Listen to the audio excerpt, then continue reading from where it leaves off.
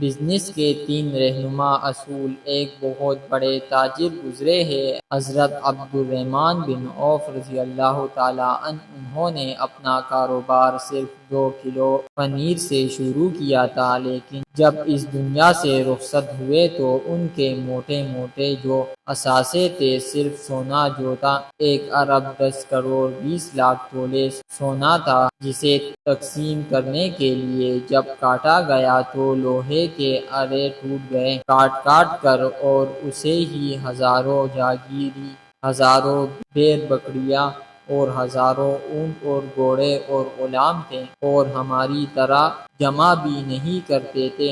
ادھر سے مال آیا تو ادھر بانٹ دیا، اور ادھر سے آیا تو ادھر بانٹ دیا۔ یہ وہ مال تھا جو بانٹتے بانٹتے بچ گیا تھا۔ جب اسے کاروبار کی ترقی کا راز پوچھا گیا تو انہوں نے فرمایا، میں 3 کام کرتا ہوں۔ نمبر 1، میں مال ادھار نہیں خریدتا۔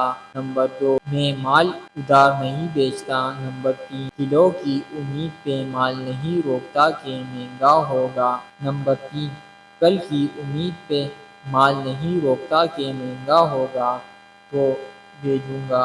اگر آج مجھے 1 روپے نفع مل رہا ہے اور یہ پکی امید ہو کہ کل بیچوں گا تو مجھے 10 روپے نفع ملے گا، تو میں آج ہی بیچوں گا، کل کا انتظار نہیں کروں گا۔